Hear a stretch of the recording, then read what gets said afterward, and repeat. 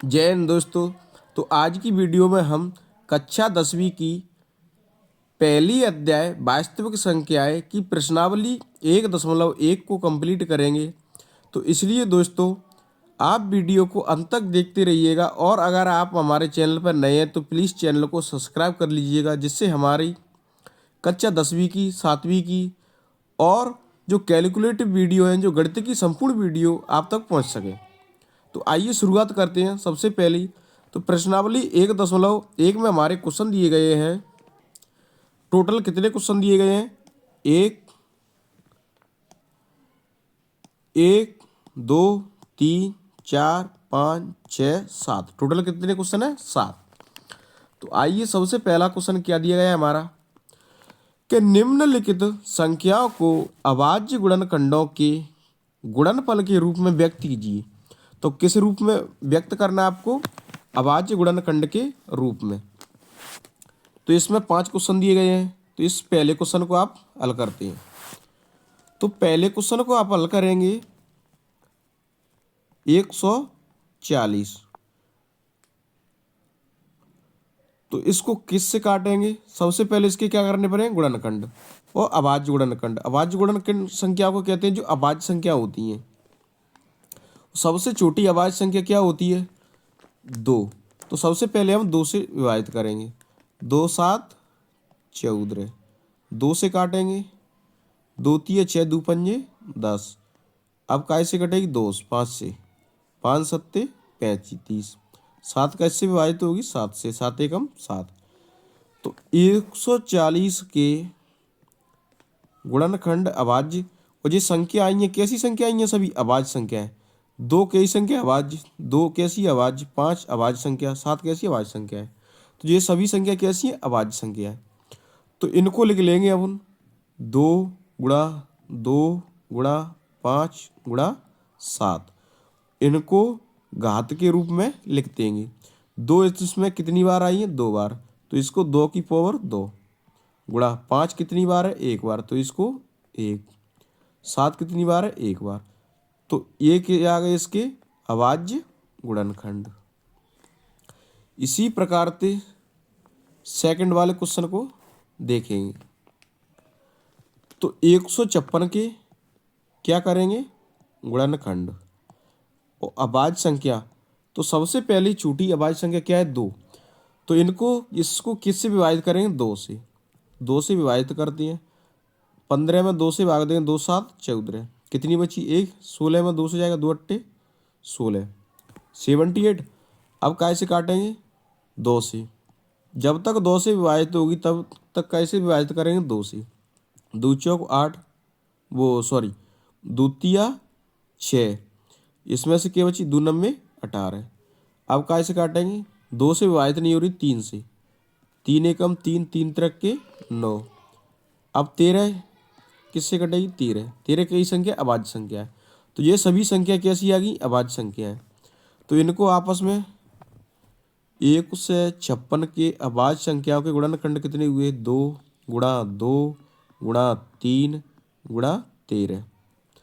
तो यहाँ पर 2 कितनी बार आई है? 2 बार। तो इसको लिख देंगे 2 की पावर 2 गुणा 3 कितनी बार है? 1 बार। तो इसको 3।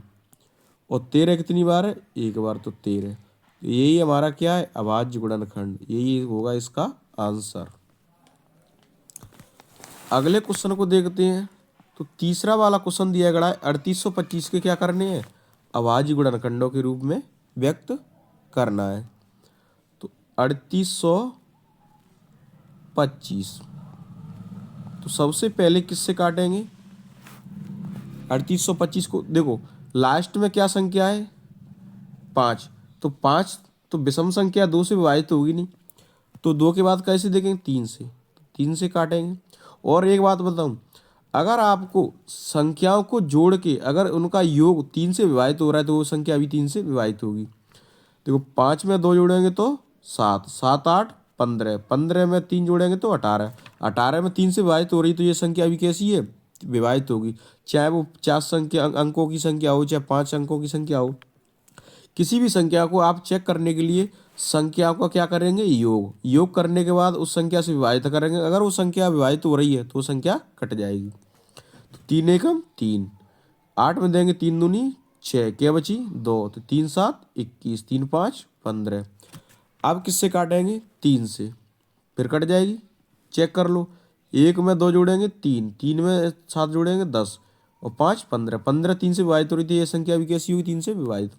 3 चौके 12, 3 दूनी 6, 7 में तो 1 बची तो 15, 3 5 15, 425।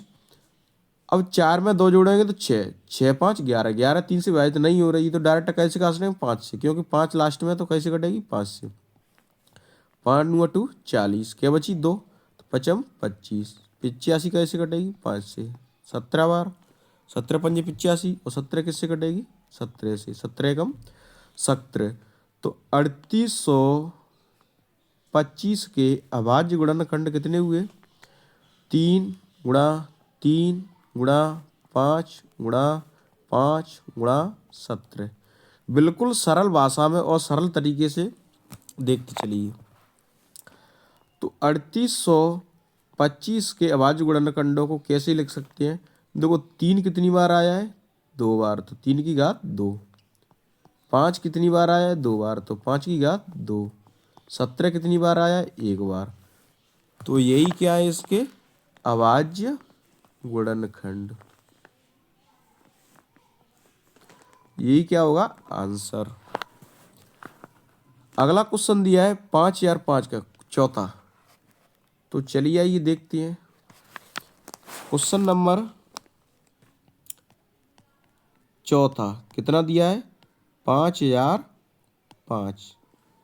तो इसको किससे विभाजित करेंगे, सबसे पहले ये सम संख्या तो है नहीं, तो कैसी संख्या, विषम संख्या, तो 2 से तो विभाजित नहीं होगी नहीं, तो फिर किससे करें, 5 से। 5 एकम 5, 0 0, 5 एकम 5।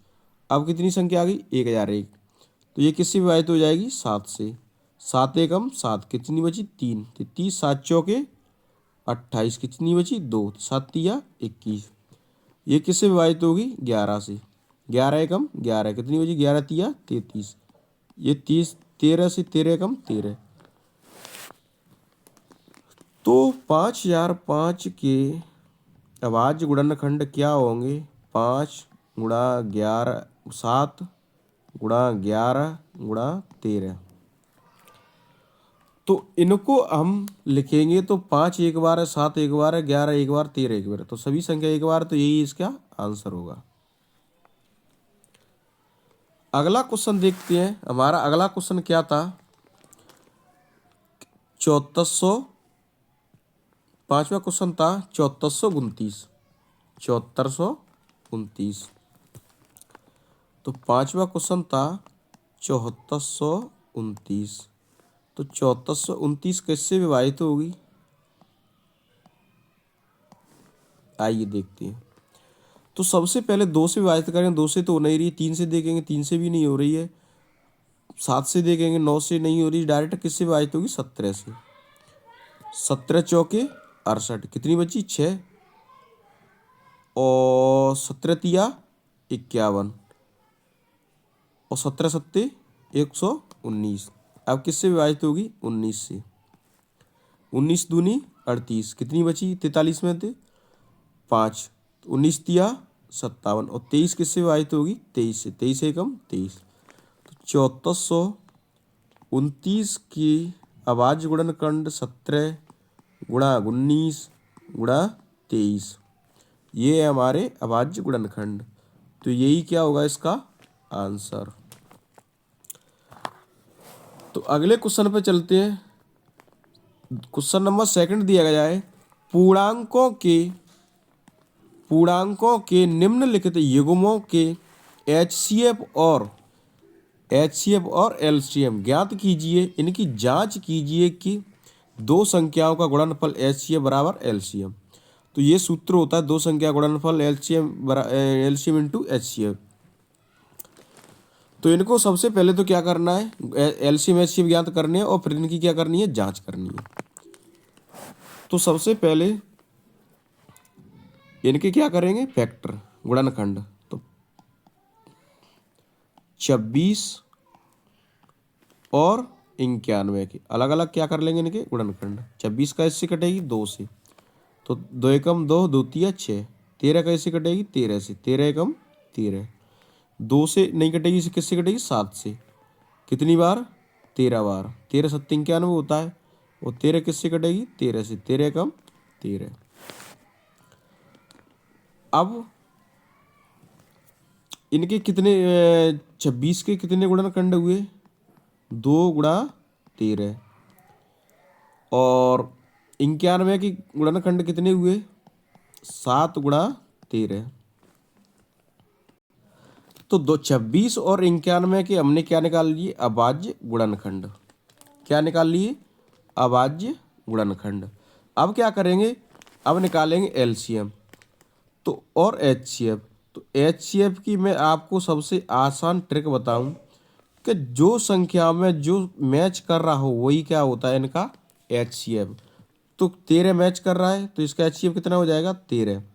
और एलसीएम के लिए क्या करते हैं हम कि जो संख्या मैच करती है उसको तो लिखते ही हैं, उसके बाद जो संख्या जिनमें बचती है तो कितनी बची 2 7, इनको भी गुणा में लिख लेते हैं। तो इनका गुणा करेंगे तो 13 दूनी 26 और 26 सत्ते 182। कितनी होगी 26 सत्ते 182। तो एचसीएफ कितना निकला 13, एलसीएम कितना निकला 182। अभी तक ने क्या कर ज्ञात कर लिए एलसीएम और एलसीएम। अब क्या ज्ञात करना है कि दो संख्या का गुणनफल बराबर होता है एलसीएम इंटू एचसीएफ। तो अब करनी है इसकी जांच। तो जांच करते हैं तो दो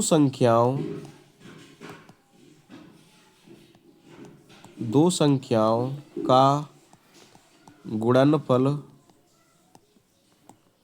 बराबर होता है एचसीएफ इंटू एलसीएम। दो संख्याएं कौन कौन सी हैं 26 और 91। तो 26 और 91 का क्या करना है गुणनफल, और एचसीएफ की जगह पे एचसीएफ रखना है। तो एचसीएफ कितना निकला था 13, यहाँ पर रख दो 13। और एलसीएम हमारा कितना निकला है 182।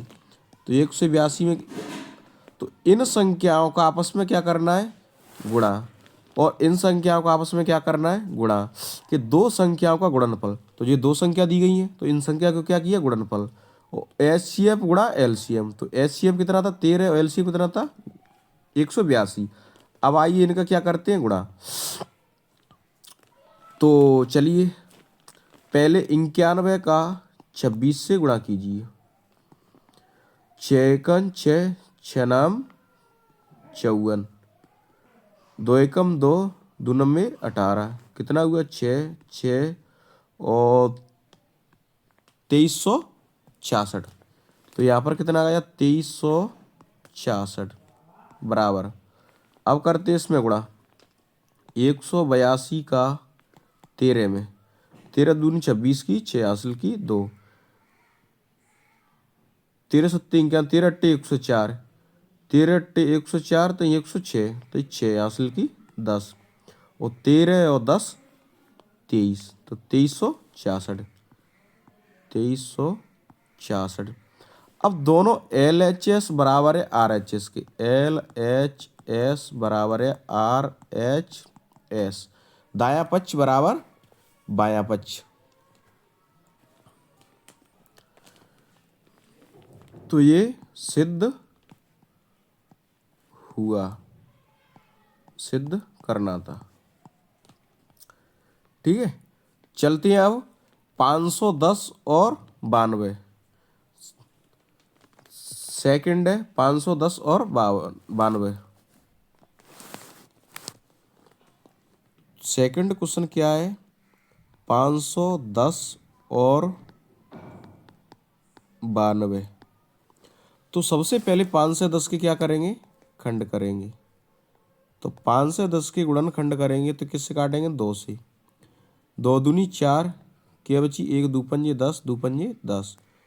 अब किससे विभाजित करेंगे 3 से, 2 से विभाजित नहीं होगा। तो 3 8 24, 3 5 15, 5 से काटें कितनी बार 17 बेर, और 17 किससे कटेगी 17 से, 17 एकम 17। तो 510 के खंड कितने हुए, 2 गुणा 3 गुणा 5 गुणा 17। अब कर लेंगे किसके, 92 के।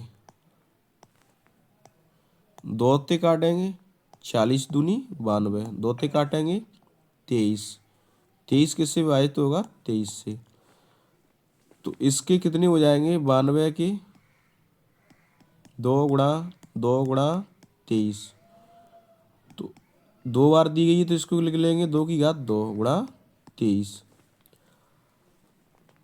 अब 92 के कितने निकले कि 2 गुणा 2 गुणा 23। अब हमने सवाल क्या कहा आपसे कि अगर HCF निकालना है तो HCF निकालने की संख्या क्या करेंगे, मैच। तो HCF कितना होगा, 2 मैच कर रही है और क्या मैच कर रहा है, कुछ नहीं कर रहा है। तो इनका HCF कितना होगा 2। LCM के लिए क्या करते हैं कि जो मैच करता है उसको भी लिखते हैं, जो नहीं करता है उसको भी लिखते हैं। तो 2 गुणा ऊपर क्या है 3 5 17, 5 और 17, नीचे क्या है 2 23, तो 2 और 23, इन सब का क्या करेंगे गुणा। इन सब का गुणा करने पे आएगा, तो 2 3 6, 6 5 30, 17 3 51, 510। 510 से 2 से गुणा करेंगे तो कितना हो जाएगा 1020। 1020 से गुणा करेंगे 23 से तो हो जाएगा 23,460। 23,460 कितना हो जाएगा 23,460। 1 मिनट रुकिए, हाँ सही है। कितना हो जाएगा 23,460, क्या है हमारा LCM। अब करेंगे क्या, जांच।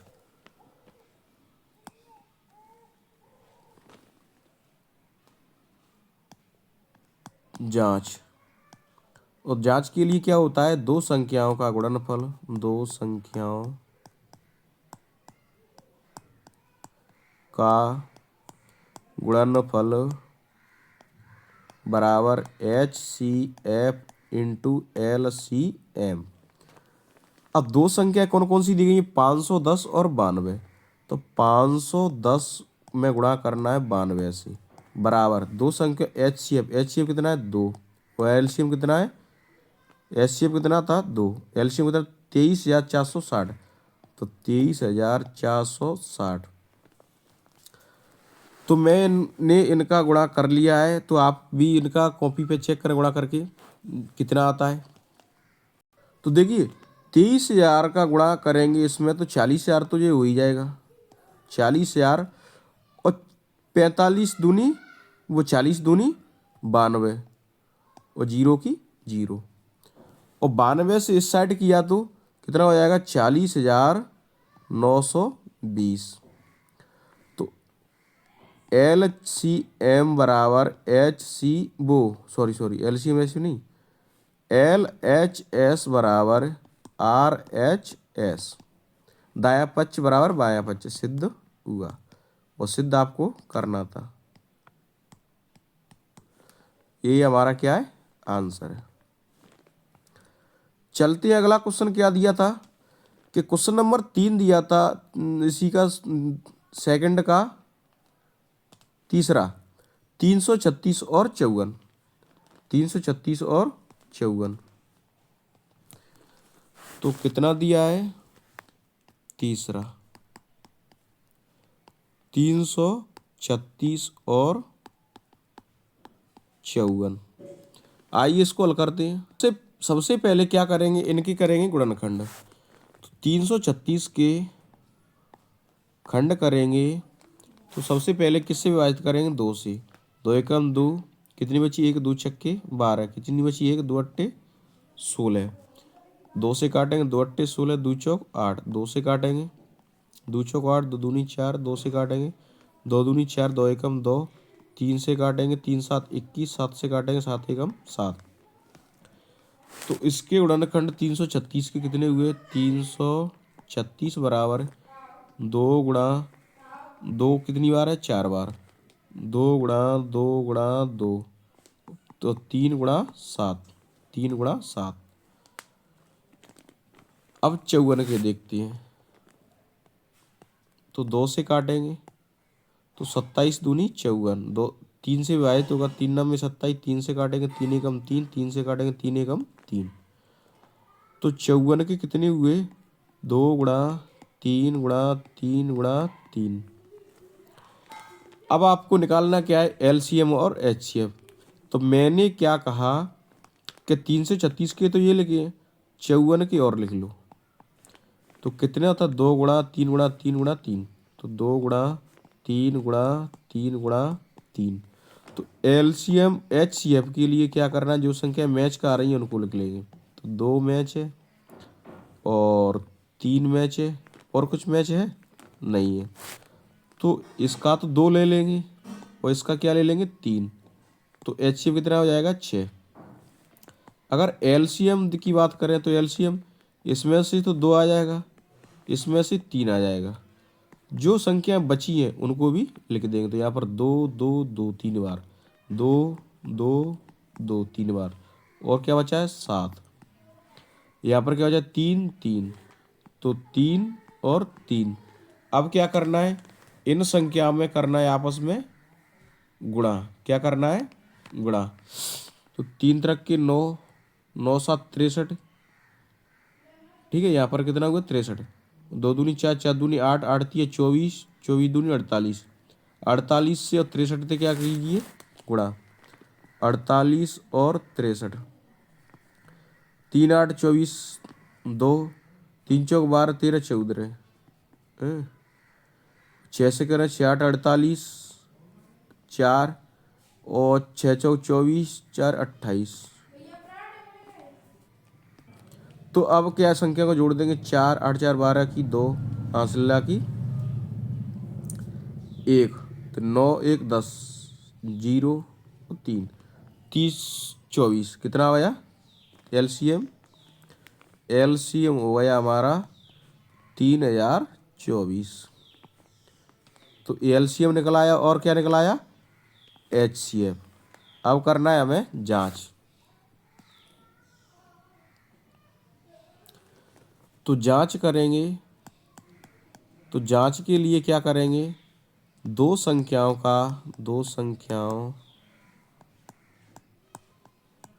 का गुणनफल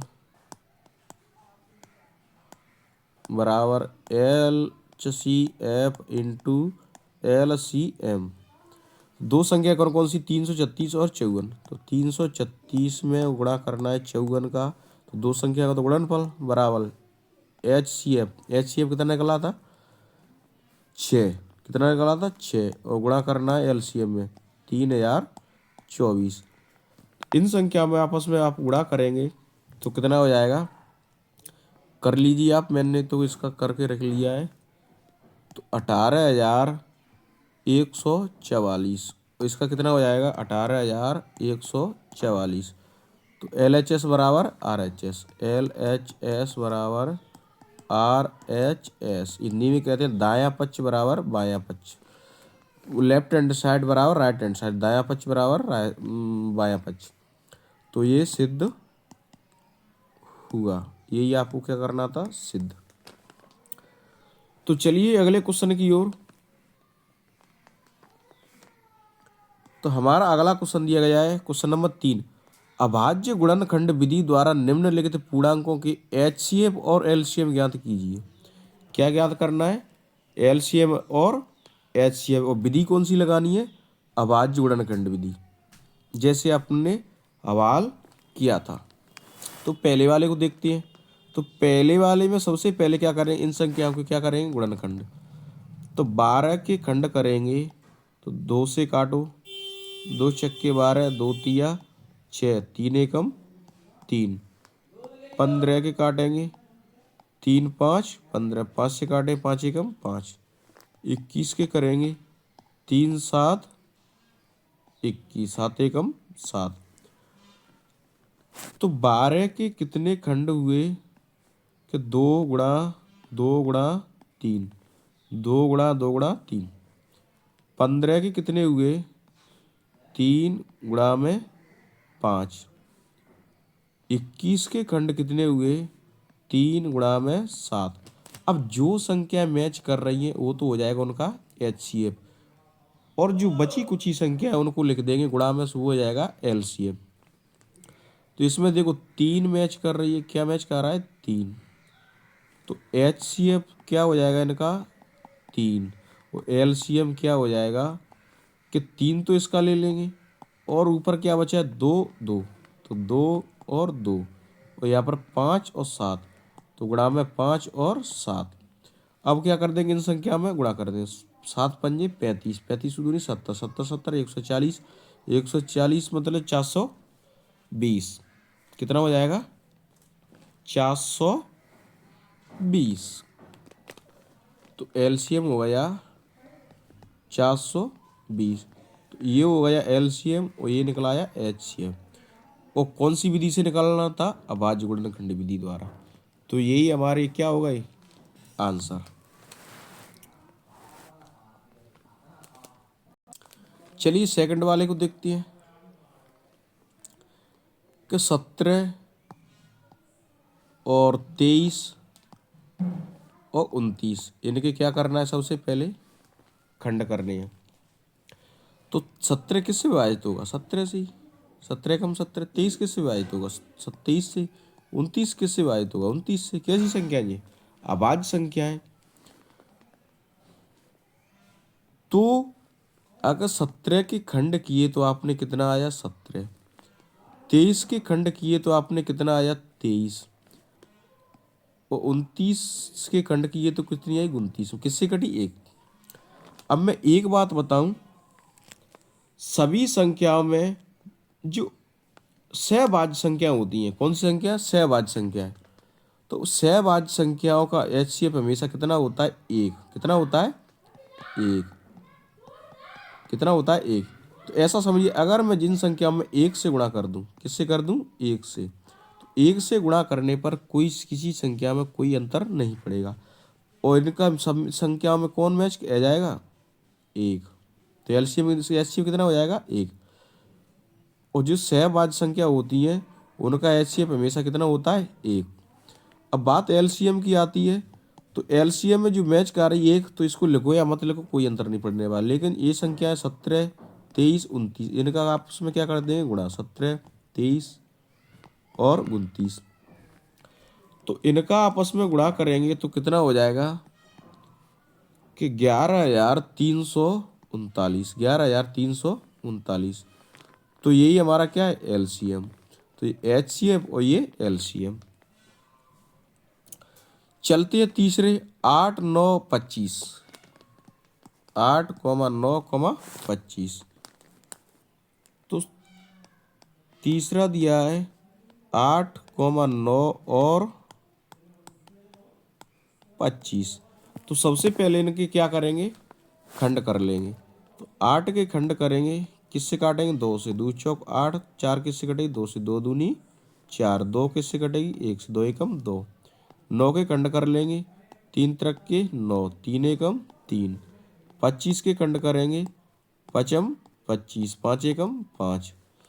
अब क्या करेंगे 8 के खंड कितने किए आपने 2 गुणा 2 गुणा 2। 9 के कितने किए थे 3 गुणा 3। 25 के कितने किए थे 5 गुणा 5। अब जो संख्या मैच खा रही हैं उनका HCF हमेशा कितना होगा 1, वो मैच खा रही हैं वो क्या होगा HCF। तो HCF के लिए क्या करेंगे, इन संख्या में कौन मैच खा रहा है कुछ नहीं, तो इनका LCM कितना होगा HCF 1, क्योंकि इनमें 1 से गुणा करने पर कोई फर्क नहीं पड़ेगा, तो इसका HCF कितना हो जाएगा 1। लेकिन LCM की बात की जाए तो कितना होगा, इन संख्या सभी संख्या को क्या गुणनफल। तो 2 कितनी बार 3 बार, तो 2 गुणा 2 गुणा 2। 3 कितनी बार है 2 बार, 3 गुणा 3 गुणा 3। 5 कितनी बार है 5 × 5। अब इन संख्या को क्या कर देंगे, आपस में गुणनफल। 5 × 25, 25 × 75, 75 तिया वो सॉरी 75 दूनी 150, और 150 से 450, 450 से दूनी 900, 9 से दूनी 1800। तो एलसीएम कितना हुआ या 1800। तो ये हमारे क्वेश्चन नंबर 3 के तीनों क्वेश्चन कंप्लीट हुए। पहला, दूसरा और तीसरा।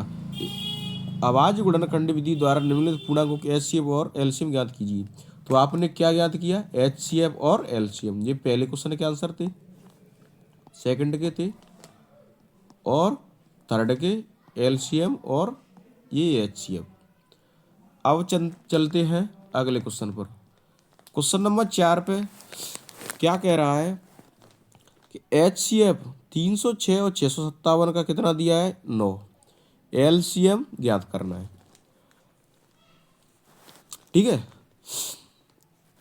तो इसके लिए आपको क्या करना है, कुछ फॉर्मूला होता है कि दो संख्याओं,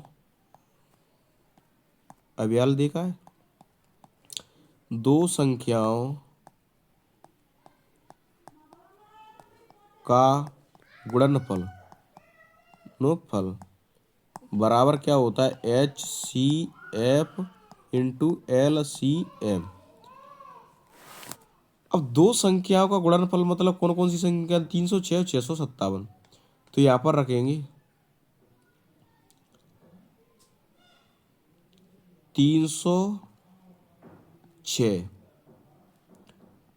इंटू गुणनफल, क्या करना है, गुणनफल 657 बराबर HCF कितना दिया गया है, 9। कितना दिया गया है, 9। एलसीएम दिया नहीं गया है, एलसीएम से पूछा है तो एलसीएम निकालेंगे कि HCF 306 657 का 9 दिया है और 306 और 657 का ज्ञात करना है। ठीक है, तो देखो यहाँ पर थोड़ा सा लिख सकते हैं आप, दिया है, इसको आपको क्या करना है, यहाँ पर ऐड कर देना। पहले दिया है, क्या दिया है, HCF मतलब 306,657 का कितना दिया गया है, 9। ठीक है, और ये हम जानते हैं पहले से जानते हैं, इसलिए ये क्या लिख दिया आपने है। अब देखो एलसीएम ज्ञात करना है, तो ये संख्या गुणा में लिखी है, ये भी गुणा में लिखी है। तो अगर मैं इस 9 को गुणा की संख्या को भाग में ले जाऊंगा, ये गुणा की संख्या कहाँ जाएगी, भाग में। तो मैं एलसीएम बराबर 306 गुणा 657 और ये संख्या इसके बटे में पहुंच जाएगी। तो मैंने इस तरफ लिख दी है, तो कितनी हो जाएगी, 9। अब मैं क्या करूँगा, इस संख्या को इस 9 से विभाजित करूँगा, तो ये विभाजित हो रही, 9 × 27, 9 × 36 हो जाएगी, 9 × 27, 9 × 36।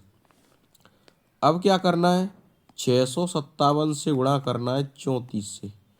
तो एलसीएम बराबर इनका गुणा कीजिए आप कि 657 गुणा 34, तो कितना होगा, 22,338। कितना होगा, 22,338।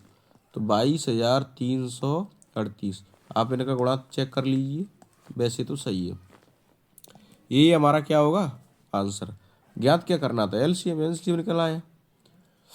तो इसको थोड़ा क्रम से लिख लेना है, दिया है यहाँ पर लिख लेना, यहाँ पर स्टार्टिंग में, और इसको तो ऐसे ही रहने देना, हम जानते हैं वैसे हल कर दें। क्या पूछा था, एलसीएम निकाल दिया। अगले क्वेश्चन पर चलते हैं। अगला क्वेश्चन दिया गया है हमारा 5वां, जांच कीजिए कि किसी प्राकृत संख्या n के लिए 6 की घात, यहाँ पर n है, n अंक 0 पर समाप्त हो सकती है, 0 पर समाप्त हो सकती है। तो आइए, तो देखो क्या कह रहा है, जांच कीजिए, क्या करना है आपको, जांच कि किसी प्राकृत संख्या के लिए, n प्राकृत संख्या के लिए, कोई भी संख्या हो प्राकृतिक हो, और प्राकृतिक संख्या कहाँ से स्टार्ट होती है, 1 से, कहाँ तक जाती है, अनंत तक। 6 की घात n मतलब पर कोई प्राकृत संख्या इस पर घात लगी है 6 पर, 2, 3, 5, 10 कोई भी घात लगी है, अंक 0 पर समाप्त हो सकती है, क्या पूछ रहा है। तो ऐसा करें अपन, इसका उल्टा मान लेंगे, माना कि 0 6 की घात ज्ञान 0 पर समाप्त हो सकती है। तो ये लिख लेंगे यहाँ पर थोड़ा सा हल,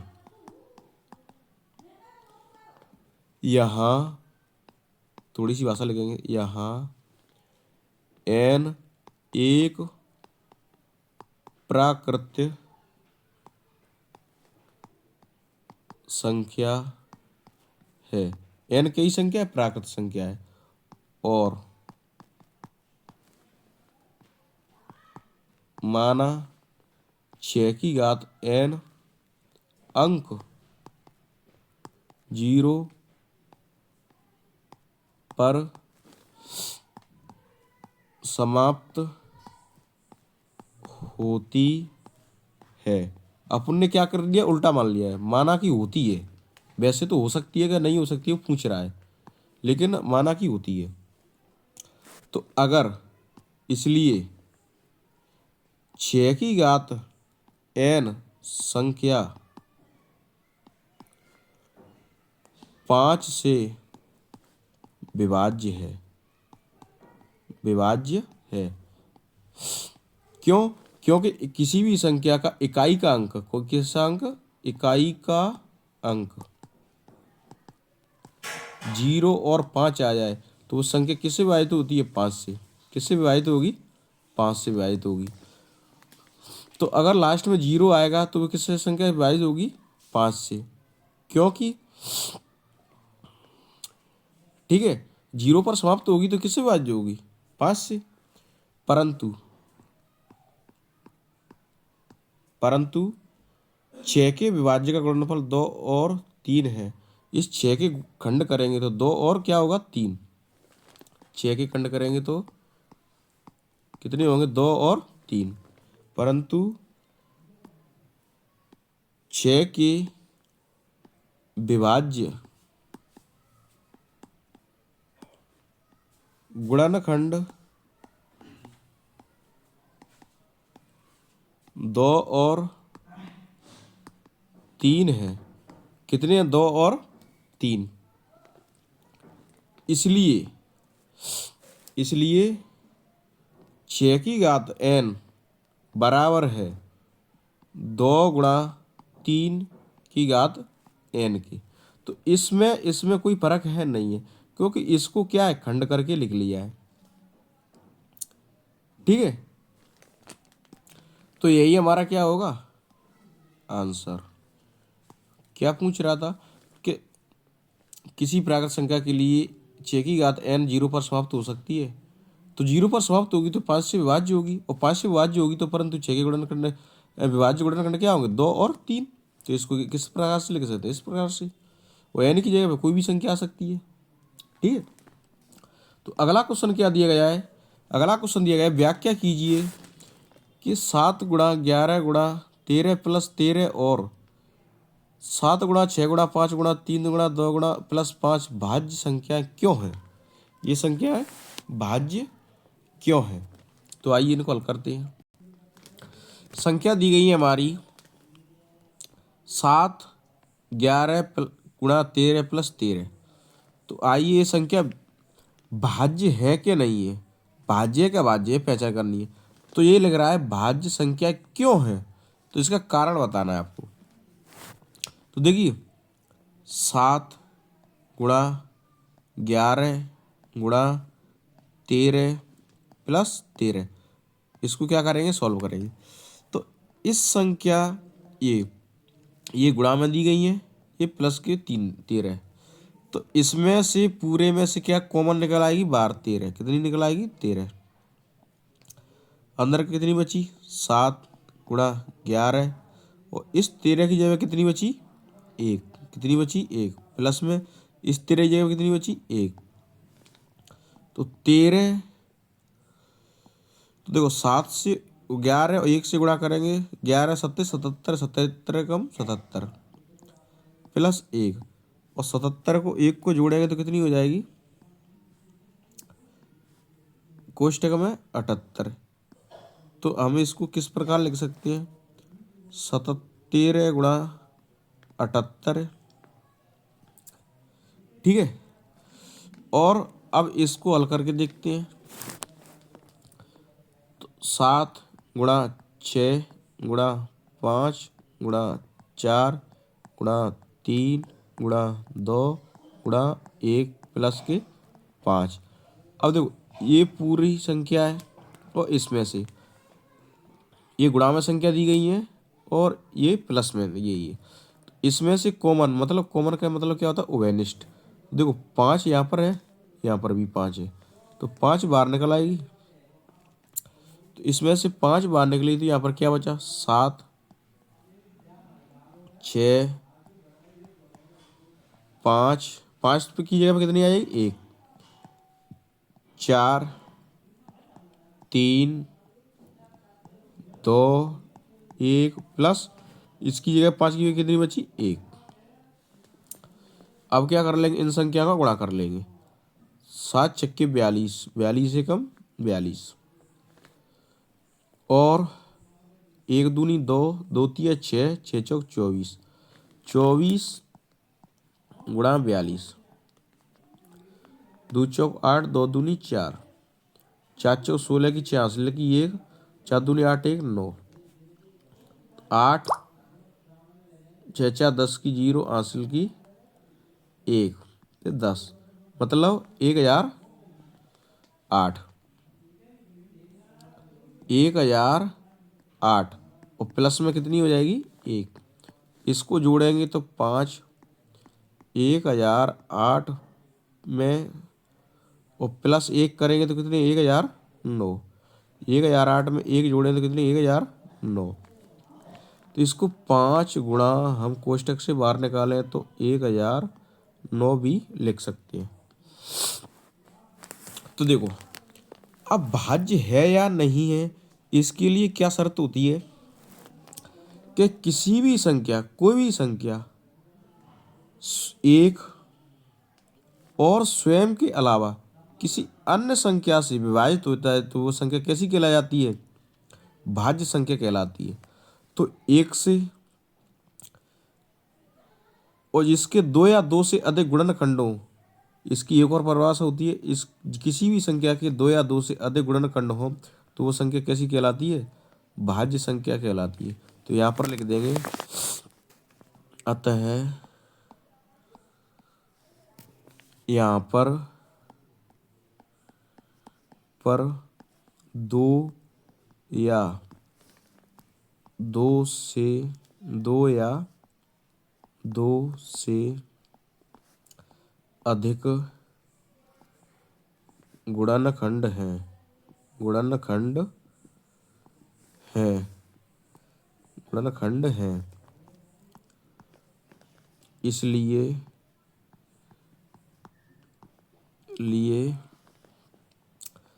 यह भाज्य संख्याएं हैं। कैसी हैं, भाज्य संख्याएं।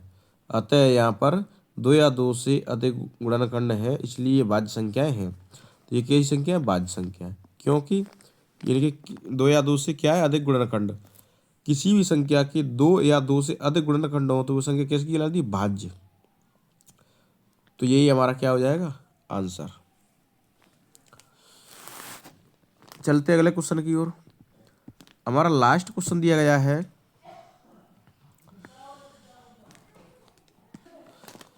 किसी खेल के मैदान में चारों ओर एक वृत्ताकार पथ है। किसी खेल का मैदान है, चारों ओर वृत्ताकार पथ है, पथ का मतलब रास्ता। ये खेल का मैदान है। इस मैदान का एक चक्कर लगाने में सोनिया को 18 मिनट लगती है। सोनिया को कितनी लगती है, दिया है। तो सोनिया को कितनी लग रही है, सोनिया 18 मिनट, ठीक है। जबकि इसी मैदान का एक चक्कर लगाने में रवि को 12 मिनट लगती हैं। रवि को कितना टाइम लगता है, 12 मिनट लगता है। मान लीजिए वे दोनों एक ही स्थान पर और एक ही समय पर चलना प्रारंभ करते हैं। कोई ये बिंदु है, तो यहीं से दोनों प्रारंभ चलते हैं और एक ही समय पर, चाहे समय कोई भी हो, एक ही दिशा में, इस दिशा में चले या इस दिशा में, मतलब एक ही दिशा में चलना प्रारंभ करते हैं। तो कितने समय बाद वे पुनः प्रारंभिक स्थान पर मिले। तो ऐसे क्वेश्चनों को करने के लिए आपको मैं सबसे अच्छा और सरल तरीका बताऊं। इसके लिए लेते हैं हम दोनों संख्याओं का एलसीएम। क्या लेंगे? एलसीएम। एलसीएम लेने के लिए दोनों का क्या करेंगे? गुणनखंड। तो 18 के खंड करेंगे तो कितना हो जाएगा? 2 से काटेंगे 9 बार, 3 से काटेंगे 3 बार, 3 से काटेंगे 1 बार। 12 के करेंगे तो 2 से काटेंगे 6 बार, 2 से काटेंगे 3 बार, 3 से काटेंगे 1 बार। तो 18 के खंड कितने हुए? 2 गुणा 3 गुणा 3। और 12 के कितने हुए? 2 गुणा 2 गुणा 3। एलसीएम निकालना है तो जो मैच करेगा उसको भी लिखेंगे और नहीं करेगा उसको भी लिखेंगे। तो एलसीएम कितना हो जाएगा? तो इसका 2 हो जाएगा, इसका 3। 2 3 2 3 एक बार और बचा है, तो 2 बचा है और 3 बचा है। गुणा करेंगे 2 3 6, 6 दूनी 12, 12 3 36। तो एलसीएम कितना आया? 36 मिनट। तो वे कितने समय बाद मिलेंगे? तो यहाँ पर लिख देंगे, अतः सोनिया और रवि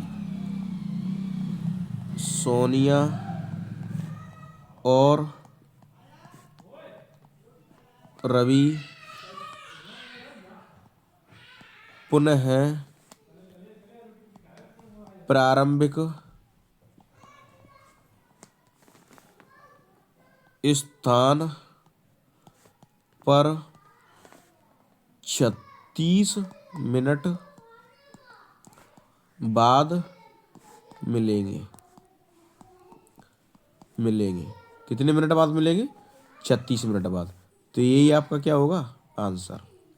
ऐसे क्वेश्चन कभी भी आवे तो इसको किस प्रकार से करना है? एलसीएम लेकर। तो हमारी प्रश्नावली 1.2 वो 1.1 कंप्लीट हुई। तो चलिए आज के लिए इतना ही काफ़ी है।